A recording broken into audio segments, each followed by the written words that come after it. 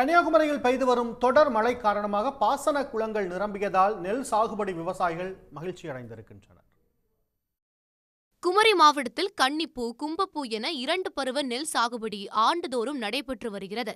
இந்நிலையில் உரிய நேரத்தில் பருவமழை பெய்து பாசன குளங்கள் நிரம்பியிருப்பதால் மகிழ்ச்சியடைந்த விவசாயிகள் கன்னிப்பூ நெல் சாகுபடி பணிகளை மேற்கொண்டுள்ளனர். அந்த வகையில் ஆசிரமம், ஈத்தங்காடு, சுசீந்திரம், கற்காடு, தேவகுளம், தேரூர் மற்றும் சுற்றுவட்டார பகுதிகளில் சுமார் 2500 ஏக்கர் பரப்பளவில் சாகுபடி தொடங்கியுள்ளது. கடந்த 3 ஆண்டுகளில் இல்லாத அளவில் இந்த ஆண்டு விளைச்சல் அதிகரிக்கும் என விவசாயிகள் மகிழ்ச்சி தெரிவித்துள்ளனர். பருவத்துக்கு அழகா மழை பெய்யுது.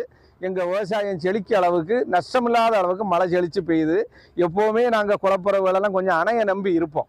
இந்த தடவை அணையை நம்பாத அளவுக்கு எல்லா குளங்களும், கன்னியாகுமரி மாவட்டம் எல்லா குளங்களுமே சாதகமாக குளங்கள் பெருகி நல்ல முறையில் விவசாயம் பண்ணி உரங்கள் போட்டு, கோரி போட்டு, களை பறிச்சு, நடுகாடு நட்டு முடிச்சு எல்லா வேலையும் முடிச்சு எடுத்து விட்டுட்டோம். கும்மிப்பூ, கன்னிப்பூ சாகுபடி நடந்துகிட்டு இருக்கு.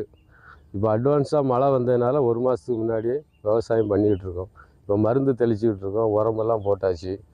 அடுத்த வாட்டி என்னென்னா, இது இப்போ இப்போ எல்லாத்தையும் விட இந்த மாதம் ஒரு மாதம் மிந்தும். தேர்வு குளம் எங்களுக்கு குளத்து புறவு பார்த்தீங்களா, சானல் புறவு இல்லை, குளத்து புறவு. அதனால இதை நம்பி நாங்கள் செயல்பட்டுக்கிட்டு இருக்கோம்.